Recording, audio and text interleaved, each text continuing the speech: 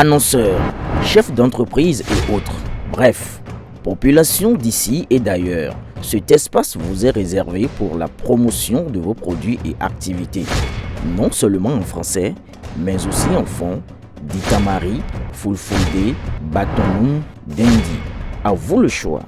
Pour en savoir plus, veuillez nous contacter au numéro suivant 97 64 79 91 ou 97 17 51 35. L'audacieux deal avec son peuple.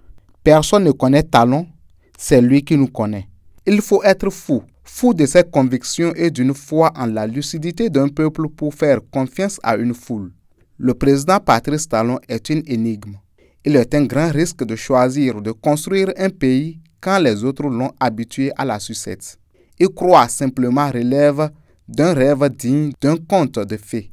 Mais le président Talon aura surpris tout le monde, tout un peuple. Sauvé in extremis par son armée d'un coup d'État soigneusement planifié par son meilleur ami, son jumeau, le président Talon, comme un homme ordinaire, devrait être dans la convalescence de l'incertitude et du traumatisme. Mais il a continué son travail comme si de rien n'était. Alors qu'on s'attendait à le voir défraîchi, amoché par les séquelles de cette secousse sismique, le président Talon apparaît devant les députés le 20 décembre dernier, tel un roc, un homme plus déterminé que jamais. À croire que ce qui avait été préparé pour sa damnation s'est transformé en son salut.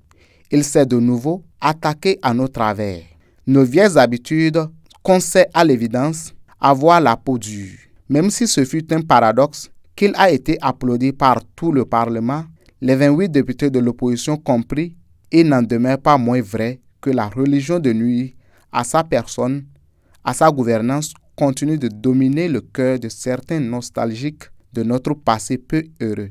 Moins de 10 jours après cette démonstration de foi au Parlement, le plus que téméraire Patrice Talon était dans la foule vers 2 heures du matin au festival Willovea de son fils génétique Lionel Talon.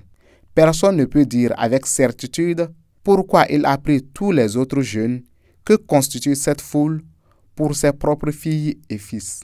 Mais c'est lui qui a finalement eu raison. Il a été adulé, porté par ces jeunes qui voulaient chacun avoir sur lui son parfum comme une bénédiction éternelle.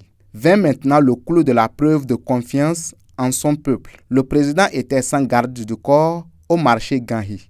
C'est un citoyen ordinaire qu'il a garé, seul au volant de sa petite Porsche, devant le marché pour y faire un tour. La suite est inédite. Il a fallu que d'autres s'improvisent garde du corps de circonstances pour l'arracher à l'amour des femmes du marché et des passants curieux de voir le chef lui-même en déplacement.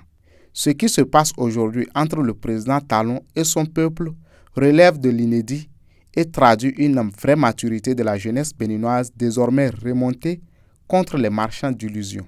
Tiani a raison de prendre les nouvelles belles casernes construites au Bénin pour notre armée, pour des bases militaires occidentales.